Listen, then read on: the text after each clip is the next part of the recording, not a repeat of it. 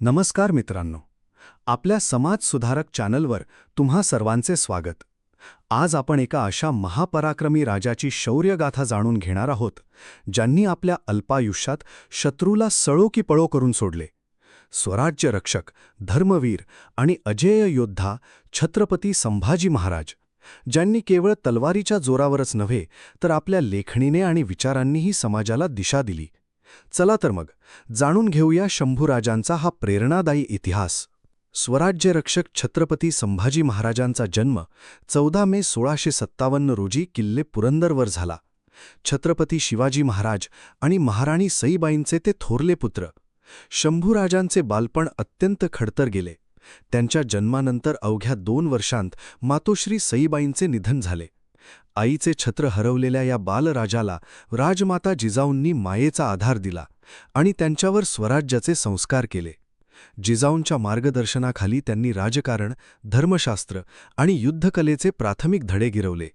लहानपणापासूनच त्यांच्या अंगात शौर्य आणि बुद्धिमत्तेचा अनोखा संगम पाहायला मिळत होता, जो पुढे स्वराज्याचा आधारस्तंभ ठरला. संभाजी महाराज हे केवळ तलवारीचे धणी नव्हते, तर ते अत्यंत विद्वान होते. वयाच्या अवघ्या 14व्या वर्षी त्यांनी बुधभूषण हा संस्कृत ग्रंथ लिहिला. त्यांना संस्कृतसह मराठी, हिंदी, ब्रज, फारसी आणि इंग्रजी अशा अनेक भाषा अवगत होत्या.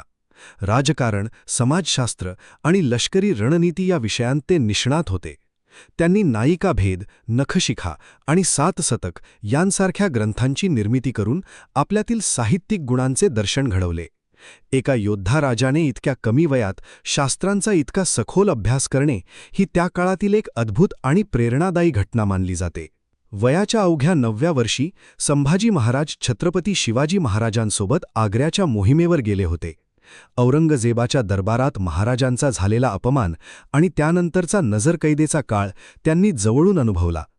आग्र्याहून पेटाऱ्यातून सुटका होताना शिवरायांनी संभाजी महाराजांना सुरक्षिततेसाठी मथुरेत ठेवले होते. या प्रवासादरम्यान त्यांना मोगली राजवटीचे क्रूर स्वरूप आणि त्यांची धूर्त रणनीती समजली. हा अनुभव त्यांच्या आयुष्याला कलाटणी देणारा ठरला. शत्रूच्या छावणीत राहून त्यांनी जो संयम आणि चपळता दाखवली, त्यावरून त्यांच्यातील भावी छत्रपतीची लक्षणे स्पष्टपणे दिसून येत होती. युवराज म्हणून संभाजी महाराजांनी अत्यंत कमी वयात स्वराज्याची धुरा सांभाळली.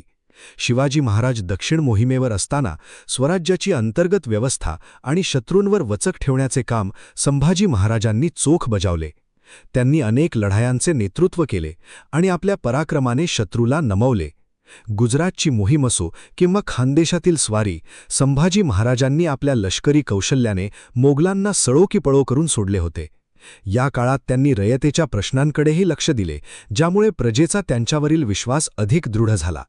स्वराज्याचा हा छावा आता पूर्णपणे शिकारीसाठी सज्ज झाला होता. 3 एप्रिल 1680 रोजी शिवाजी महाराजांच्या निधनानंतर स्वराज्यावर मोठे संकट कोसळले. अंतर्गत राजकारण आणि शत्रूंच्या हालचाली वाढल्या होत्या. अशा परिस्थितीत 16 जानेवारी 1681 रोजी संभाजी महाराजांचा राज्याभिषेक झाला. त्यांनी रायगडावर छत्रपती म्हणून सूत्रे हाती घेतली. गादीवर बसताच त्यांच्यासमोर औरंगजेब, सिद्धी, पोर्तुगीज आणि इंग्रज अशा अनेक शत्रूंचे आव्हान होते. तसेच स्वराज्यातील काही फितूर शक्तींचाही बंदाबस्त करणे आवश्यक होते. संभाजी महाराजांनी अत्यंत धैर्याने या परिस्थितीचा सामना केला आणि शिवरायांनी निर्माण केलेले स्वराज्य अधिक भक्कम करण्याच्या कामाला सुरुवात केली. शिवाजी महाराजांच्या मृत्यूनंतर स्वराज्य सहज जिंकता येईल या भ्रमात औरंगजेब 5 लाख फौज आणि अफाट संपत्ती घेऊन दक्षिणेत उतरला. त्याने प्रतिज्ञा केली होती की संभाजीला हरवल्याशिवाय डोक्यावर मुकुट चढवणार नाही. औरंगजेबाने स्वराज्याला चहूबाजूंनी वेढले होते. मात्र संभाजी महाराजांनी आपल्या गनिमी काव्याच्या जोरावर औरंगजेबाचे सर्व मनसुबे धुळीस मिळवले. जगातील सर्वात शक्तिशाली मानल्या जाणाऱ्या मोघल साम्राज्याला एका तरुण राजाने तब्बल 9 वर्षे झुंजवत ठेवले. औरंगजेबाची ही स्वारी अखेर त्याचा विनाशाला कारणीभूत ठरली, कारण त्याला शेवटपर्यंत शंभूराजांना जिंकता आले नाही. छत्रपती संभाजी महाराजांच्या नावावर एक जागतिक विक्रम आहे. त्यांच्या 9 वर्षांच्या कारकिर्दीत त्यांनी सुमारे 120 युद्धे लढली आणि एकही युद्ध ते हारले नाहीत. त्यांची युद्धनीती इतकी प्रबळ होती की शत्रू त्यांच्या नावाचा विचार करूनही थरथर कापायचा. त्यांनी मोघल, आदिलशहा, कुतुबशहा आणि पोर्तुगीज या सर्वांना एकाच वेळी तोंड दिले. समुद्र असो वा डोंगर दऱ्या, प्रत्येक ठिकाणी शंभूराजांच्या तलवारीने पाणी पाजले. त्यांचा वेग आणि अचूक निर्णय क्षमता यामुळेच मराठा साम्राज्य औरंगजेबाच्या महाकाय फौजेसमोर ताठ मानेने उभे राहिले. ते खऱ्या अर्थाने एक अजेय योद्धा होते. नाशिकजवळील रामसेज किल्ल्याचा लढा हा जगाच्या इतिहासातील एक आश्चर्य मानला जातो. औरंगजेबाला वाटले होते की हा छोटासा किल्ला त्याचा सेनापती काही तासांत जिंकेल. परंतु संभाजी महाराजांच्या प्रेरणेने केवळ 600 मावळ्यांनी मोघलांच्या हजारो फौजेला तब्बल 5.5 वर्षे रोखून धरले. मोघलांनी अनेक वेळा हल्ले केले, सुरुंग लावले, पण मावळ्यांनी ते परतवून लावले. जेव्हा लाकडे संपली तेव्हा त्यांनी जुन्या साड्यांना तेल लावून मशाली केल्या आणि लढा दिला. हा लढा म्हणजे संभाजी महाराजांनी निर्माण केलेल्या प्रबळ इच्छाशक्तीचे आणि योग्य मार्गदर्शनाचे जिवंत उदाहरण आहे. कोकण किनारपट्टीवर सिद्धीचा त्रास कमी करण्यासाठी संभाजी महाराजांनी जंजिऱ्यावर स्वारी केली. जंजिरा हा जलदुर्ग जिंकणे अत्यंत कठीण होते. महाराजांनी समुद्रात 800 फूट लांब आणि तितकाच रुंद दगडी पूल बांधण्याचे धाडस केले. ही योजना पाहून इंग्रजही थक्क झाले होते. समुद्राच्या लाटांशी झुंज देत मराठा सैन्य किल्ल्याच्या जवळ पोहोचले होते. दुर्दैवाने त्याचवेळी मोघलांनी स्वराज्यावर इतर ठिकाणांहून आक्रमण केल्यामुळे महाराजांना ही मोहीम अर्धवट सोडावी लागली. तरीही त्यांच्या या मोहिमेमुळे सिद्धीची शक्ती पूर्णपणे क्षीण झाली आणि त्याला स्वराज्यासमोर नमते घ्यावे लागले. गोव्याचे पोर्तुगीज मोघलांना मदत करत होते आणि हिंदू रयतेवर अत्याचार करत होते. त्यांना धडा शिकवण्यासाठी संभाजी महाराजांनी फोंड्याच्या किल्ल्यावर आक्रमण केले. या युद्धात पोर्तुगीज गव्हर्नर स्वतः मैदानात उतरला होता. महाराजांनी इतका जोरदार हल्ला चढवला की पोर्तुगीजांची दाणादाण उडाली. स्वतः संभाजी महाराज आपल्या घोड्यासह नदीत उतरले आणि शत्रूचा पाठलाग केला. पोर्तुगीज इतके घाबरले की त्यांनी आपल्या धर्माच्या थडग्यासमोर प्रार्थना सुरू केली. या पराभवानंतर पोर्तुगीजांनी पुन्हा कधीही स्वराज्याच्या वाटेला जाण्याचे धाडस केले नाही. शंभूराजांनी पश्चिम किनारपट्टी पूर्णपणे सुरक्षित केली. संभाजी महाराजांच्या जीवनात कवी कलश यांचे स्थान अत्यंत महत्त्वाचे आहे. ते केवळ महाराजांचे सल्लागार नव्हते, तर एक निष्ठावान मित्र होते. अनेक इतिहासकारांनी कवी कलश यांच्यावर चुकीचे आरोप केले, परंतु वास्तव हे आहे की शेवटच्या श्वासापर्यंत त्यांनी महाराजांची साथ सोडली नाही. मोगलांच्या छळवणीत जेव्हा महाराजांचे डोळे काढले गेले तेव्हा कवी कलश यांनीच आपल्या शब्दांनी महाराजांना धीर दिला. हे राजा, तुझे शौर्य पाहून औरंगजेब स्वतःच्या सिंहासनावरून उठून उभा राहिला आहे, असे सांगत त्यांनी महाराजांचा स्वाभिमान जागृत ठेवला. ही मैत्री निष्ठेचा एक सर्वोच्च आदर्श आहे. शत्रूला कधीही युद्धात न हरता आलेले संभाजी महाराज शेवटी स्वकीयांच्या फितुरीमुळे पकडले गेले. स्वराज्यातील काही फितूर सरदारांनी आणि नातेमायकांनी औरंगजेबाच्या वतनाला भुलून महाराजांचा पत्ता मुकर्रब खानला दिला. 1 फेब्रुवारी 1689 रोजी संगमेश्वर येथे महाराज मोजक्या सैनिकांसह असताना शत्रूने अचानक हल्ला केला. यावेळी महाराज अत्यंत गाफील होते. तरीही त्यांनी आणि त्यांच्या मावळ्यांनी शौर्याने लढा दिला, परंतु शत्रूची संख्या अफाट होती. अखेर फितुरी यशस्वी झाली आणि स्वराज्याचा हा वाघ मुकर्रब खानच्या तावडीत सापडला. ही घटना स्वराज्याच्या इतिहासातील सर्वात काळी ठरली. अटकेनंतर संभाजी महाराजांना आणि कवी कलश यांना अत्यंत क्रूरपणे वागवण्यात आले. औरंगजेबाने त्यांची विटंबना करण्यासाठी त्यांना जोकरचे कपडे घातले आणि उंटावर उलट बसवून त्यांची धिंड काढली. संपूर्ण वाटेत लोक त्यांच्यावर दगड फेकत होते. औरंगजेबाचा उद्देश महाराजांचा स्वाभिमान मोडणे हा होता. बहादूरगडावर जेव्हा त्यांना औरंगजेबासमोर उभे केले गेले तेव्हा औरंगजेब म्हणाला, तुझा जीव पाहिजे असेल तर स्वराज्य माझ्या स्वाधीन कर आणि इस्लामचा स्वीकार कर. पण मरणाच्या दारात उभे असूनही शंभूराजांनी मान खाली घातली नाही. त्यांनी बाणेदारपणे औरंगजेबाच्या सर्व अटी फेटाळून लावल्या. संभाजी महाराजांनी धर्म बदलण्यास नकार दिल्यावर औरंगजेबाने क्रूरतेचा कळस गाठला. त्यांचे डोळे काढले गेले, त्यांची जीभ कापली गेली आणि हातापायांची नखं उपटली गेली. दररोज त्यांचा अमानुष छळ केला जात असे आणि पुन्हा तोच प्रश्न विचारला जात असे. रक्ताच्या थारोळ्यात पडलेले असूनही महाराजांच्या चेहऱ्यावर भीती नव्हती. त्यांनी एकही शब्द उच्चारला नाही की माफी मागितली नाही.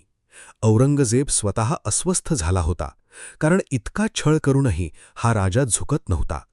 एका बाजूला मोगलांची अक्राळ विक्राळ सत्ता होती आणि दुसरीकडे शंभूराजांचा अढळ आत्मविश्वास. 11 मार्च 1689 रोजी फाल्गुन शुद्ध अमावस्ये संभाजी महाराजांची निर्घृण हत्या करण्यात आली. त्यांच्या शरीराचे तुकडे करून ते तुळापूरच्या नदीत फेकण्यात आले. वयाच्या अवघ्या 32व्या वर्षी या महापराक्रमी राजाने स्वराज्यासाठी आणि धर्मासाठी आपल्या देहाची आहुती दिली. मरण्यापूर्वी त्यांनी सिद्ध केले की शरीर मारले जाऊ शकते, पण विचार आणि स्वाभिमान कधीच संपत नाही. शंभूराजांच्या या बलिदानाने मरगळलेल्या मराठ्यांमध्ये एक नवीन चैतन्य फुंकले.